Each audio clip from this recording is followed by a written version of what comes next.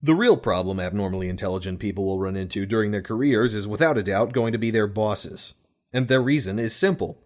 Coworkers are not in the position of power to control, manage, limit, manipulate, or obstruct you in your progress in your career.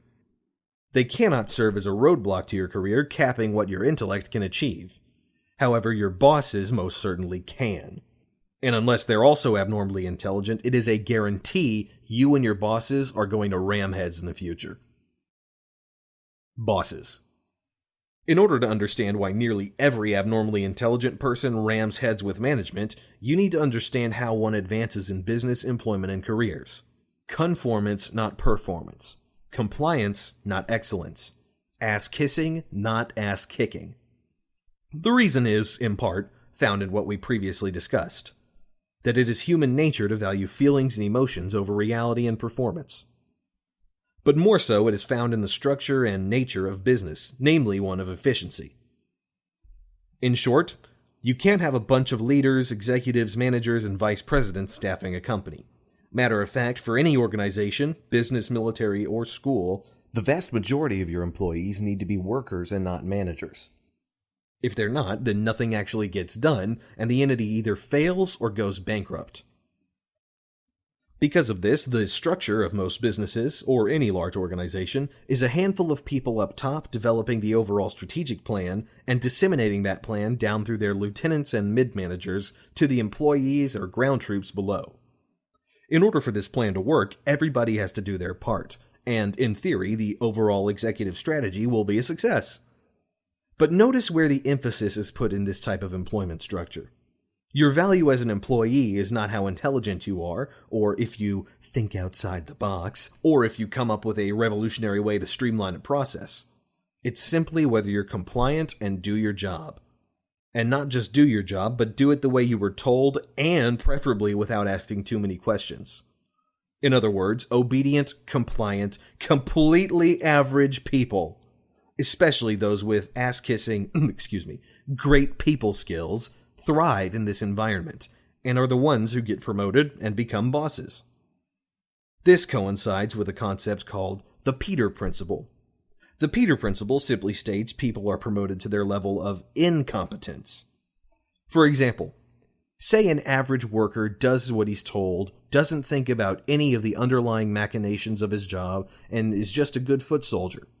Because of his compliance, his supervisors deem him worthy of promotion, and he is promoted to assistant manager. After a couple of years here, again, he is a great and obedient worker bee. He questions nothing, really doesn't contemplate the inner workings of the firm, but does what he's told, tells people what they want to hear, and he is promoted to manager. Here again, he excels at his job, merely doing what he's told, being a good, obedient worker.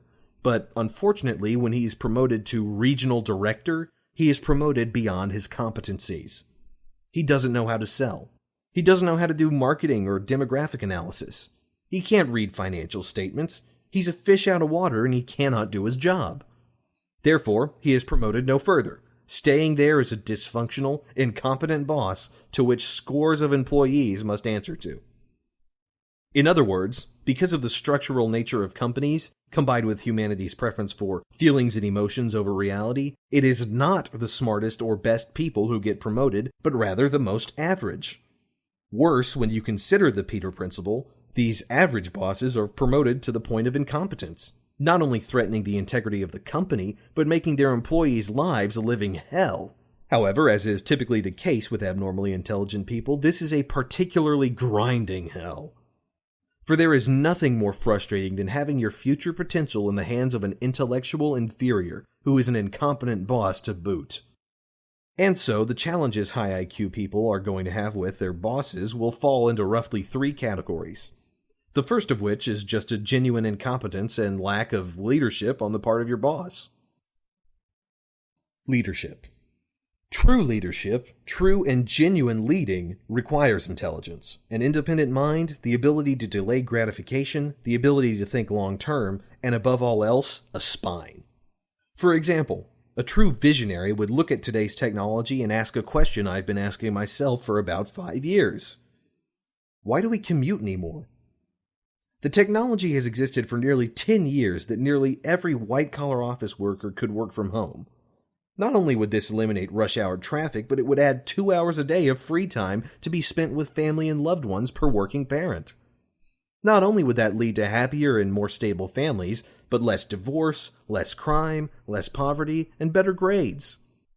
It would also save the government hundreds of billions in highway maintenance, not to mention corporations hundreds of billions in unnecessary office expense. It would be the single largest advancement in society since the personal computer.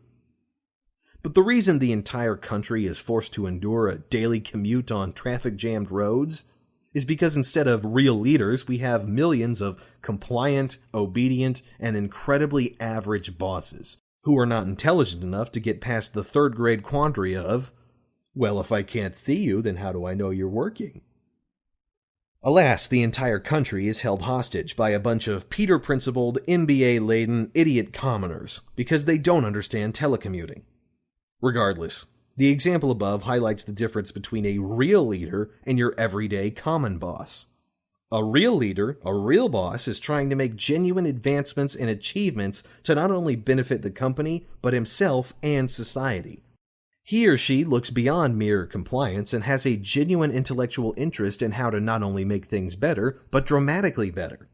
It is these types of bosses that high IQ people can work for and that your brain will be intellectually stimulated and challenged. Your average boss, however, comes nowhere near this. He is usually so incompetent, so average, and so obedient, his leadership strategies entail the same tiresome tactics that have never worked in the past 50 years.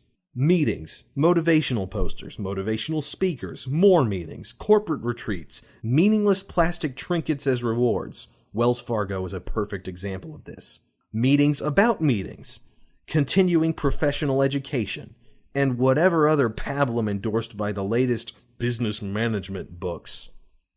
In short, you may not personally hate your boss. He or she could be a great person. But even if they are personable, you will, at minimum, be limited to their ability to lead and achieve.